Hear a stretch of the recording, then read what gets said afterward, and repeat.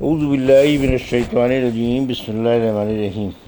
الحمد للہ رب العالمین، والصلاۃ والسلام علی سید المرسلین وخاتم النبیین، اما بعد۔ صحیح بخاری، باب کتاب التفسیر، حدیث نمبر 4810، اردو ترجمہ۔ سورہ زمر کی تفسیر۔ مجاہد نے کہا، ازمن یتقا بوجہی سے یہ مراد ہے کہ منہ کے بل دوزخ میں گھسیٹا جائے گا، جیسے اس آیت نے فرمایا، افمن یلقا فی النار خیر الآیات، ذی ارج کے معنی شبے والا، ورجلا سلمہ لرجل، یہ ایک مثال ہے مشرکین کے معبودان باطلہ کی اور معبود برحق کی۔ وَيَخْفُونَكَ بِالَّذِينَ مِن دُونِهِ میں من دونہ سے مراد بت ہیں، یعنی مشرکین اپنے جھوٹے معبودوں سے تجھ کو ڈراتے ہیں۔ خولنا کے معنی ہم نے دیا، والذی جاء بالصدق سے قرآن مراد ہے، اور صدق سے مسلمان مراد ہے، جو قیامت کے دن پروردگار کے سامنے آ کر عرض کرے گا، یہی قرآن ہے جو تو نے دنیا میں مجھ کو عنایت فرمایا تھا، میں نے اس پر عمل کیا۔ متشاکسون شخص سے نکلا ہے، شخص بدمزاج تکراری آدمی کو کہتے ہیں جو انصاف کی بات پسند نہ کرے۔ سلمہ اور سالمہ اچھے پورے آدمی کہتے ہیں۔ اشمازت کے معنی نفرت کرتے ہیں، چڑھتے ہیں۔ بمفازتہم فوز سے نکلا ہے، مراد کامیابی ہے۔ حافین کے معنی گرداگرد، اس کے چاروں طرف۔ متشابہہ اشتباہ سے نہیں بلکہ تشابہی سے نکلا ہے، یعنی اس کی ایک آیت دوسری آیت کی تائید تصدیق کرتی ہے۔ اللہ تعالیٰ کا ارشاد ہے، آپ کہہ دو کہ اے میرے بندو جو اپنے نفسوں پر زیادتیاں کر چکے ہو، اللہ کی رحمت سے نا امید مت ہو، بے شک اللہ سارے گناہ بخش دے گا، بے شک وہ بہت ہی بخشنے والا اور بڑا مہربان ہے۔ مجھ سے ابراہیم بن موسیٰ نے بیان کیا، کہا ہم کو حشام بن یوسف نے خبر دی، انہیں ابن جریر نے خبر دی، ان سے یعلا بن مسلم نے بیان کیا، انہیں سعید بن جبیر نے خبر دی، اور انہیں حضرت ابن عباس رضی اللہ عنہ نے کہ مشرکین میں بعض نے قتل کا گناہ کیا تھا اور کثرت سے کیا تھا، اسی طرح زناکاری بھی کثرت سے کرتے رہے تھے۔ پھر وہ آنا صلی اللہ علیہ وسلم کی خدمت میں آئے اور عرض کیا کہ آپ جو کچھ کہتے ہیں اور جس کی طرف دعوت دیتے ہیں، یعنی اسلام یقیناً اچھی چیز ہے، لیکن ہمیں یہ بتائیے کہ اب تک ہم نے جو گناہ کیے ہیں وہ اسلام لانے سے معاف ہوں گے یا نہیں؟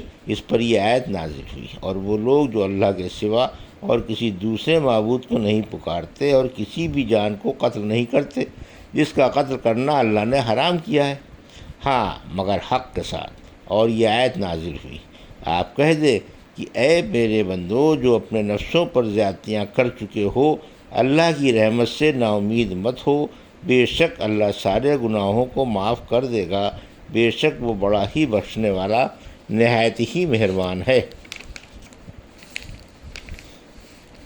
حدیث نمبر 4811، اردو ترجمہ۔ اللہ تعالیٰ کا ارشاد ہے، اور ان لوگوں نے اللہ کی قدر و عظمت نہ پہچانی جیسی کہ اس کی قدر و عظمت پہچاننی چاہیے تھی۔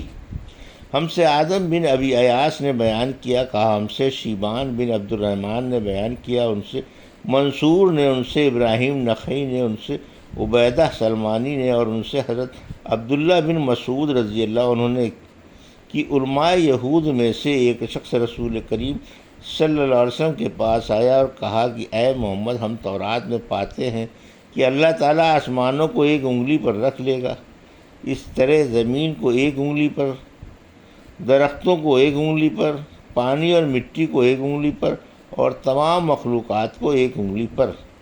پھر فرمائے گا کہ میں ہی بادشاہ ہوں۔ آن صلی اللہ علیہ وسلم اس پر ہنس دیے اور آپ کے سامنے کے دانت دکھائی دینے لگے۔ آپ کا یہ ہنسنا اس یہودی عالم کی تصدیق میں تھا۔ پھر آپ نے اس آیت کی تلاوت کی اور ان لوگوں نے اللہ کی عظمت نہ کی جیسی عظمت کرنا چاہیے تھی، اور حال یہ ہے کہ ساری زمین اسی کی مٹھی میں ہوگی قیامت کے دن، اور آسمان اس کے دائنے ہاتھ میں لپٹے ہوں گے۔ وہ ان لوگوں کے شرک سے بالکل پاک اور بلند تر ہے۔ حدیث نمبر 4812 اردو ترجمہ۔ اللہ تعالیٰ کا ارشاد ہے، زمین ساری قیامت کے دن اس کے قبضے میں ہوگی اور آسمان اس کے دائنے ہاتھ میں لپٹے ہوں گے۔ ہم سے سعید بن عفیر نے بیان کیا، کہا کہ مجھ سے لیث بن سعد نے بیان کیا، کہا کہ مجھ سے عبد الرحمن بن خالد بن مسافر نے بیان کیا، ان سے ابن شہاب نے، اور ان سے ابو سلمہ اور حضرت ابو ہریرہ رضی اللہ عنہ نے بیان کیا کہ میں نے رسول کریم صلی اللہ علیہ وسلم سے سنا، آپ فرما رہے تھے کہ قیامت کے دن اللہ ساری زمین کو اپنی مٹھی میں لے لے گا اور آسمان کو اپنے دائنے ہاتھ میں لپیٹ لے گا۔ پھر فرمائے گا، آج حکومت صرف میری ہے، دنیا کے بادشاہ آج کہاں ہیں؟ حدیث نمبر 4813 اردو ترجمہ۔ اللہ تعالیٰ کا ارشاد، اور سور پھونکا جائے گا تو سب بے ہوش ہو جائیں گے جو آسمانوں اور زمین میں ہیں، سوائے اس کے جس کو اللہ چاہے۔ پھر دوبارہ سور پھونکا جائے گا تو پھر اچانک سب کے سب دیکھتے ہوئے اٹھ کھڑے ہوں گے۔ مجھ سے حسن نے بیان کیا، کہا ہم سے اسماعیل بن خلیل نے بیان کیا، کہا ہم کو عبد الرحیم نے خبر دی، انہیں زکریا بن ابی زائدہ نے، انہیں عامر نے، اور ان سے حضرت ابو ہریرہ نے کہ نبی کریم صلی اللہ علیہ وسلم نے فرمایا، آخری مرتبہ سور پھونکے جانے کے بعد سب سے پہلے اپنا سر اٹھانے والا میں ہوں گا، لیکن اس وقت میں حضرت موسیٰ علیہ السلام کو دیکھوں گا کہ عرش کے ساتھ لپٹے ہوئے ہیں۔ اب مجھے نہیں معلوم کہ وہ پہلے ہی سے اسی طرح تھے یا دوسرے سور کے بعد مجھ سے پہلے اٹھ کر عرش الہی کو تھام لیں گے۔ حدیث نمبر 4814 اردو ترجمہ۔ ہم سے عمر بن حفص نے بیان کیا، کہا مجھ سے میرے والد نے بیان کیا، کہا ہم سے اعمش نے بیان کیا، انہوں نے ابو صالح سے سنا اور انہوں نے ابو ہریرہ سے سنا کہ نبی کریم صلی اللہ علیہ وسلم نے فرمایا، دونوں سوروں کے پھونکے جانے کے درمیانی عرصہ 40 ہے۔ حضرت ابو ہریرہ کے شاگردوں نے پوچھا کہ کیا 40 دن مراد ہیں؟ انہوں نے کہا مجھے معلوم نہیں۔ پھر انہوں نے پوچھا 40 سال؟ اس پر بھی انہوں نے انکار کیا۔ پھر انہوں نے پوچھا 40 مہینے؟ اس کے متعلق بھی انہوں نے کہا کہ مجھ کو خبر نہیں ہے، اور ہر چیز فنا ہو جائے گی سوائے ریڑھ کی ہڈی کے، اس سے ساری مخلوق دوبارہ بنائی جائے گی۔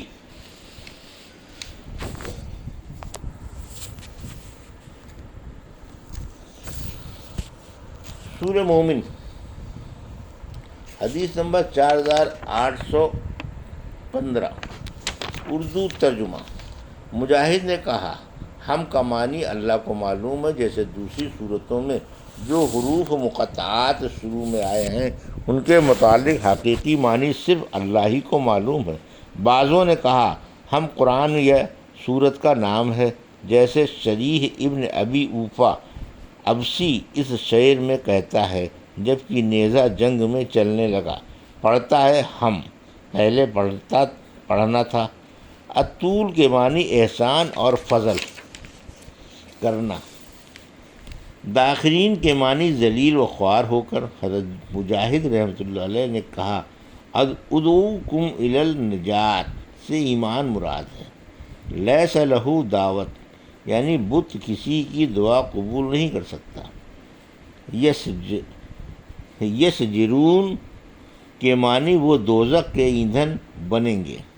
تمرہون کے معنی تم اترتے تھے، اور علا بن زیاد مشہور تابعی و مشہور زاہد لوگوں کو دوزخ سے ڈرا رہے تھے۔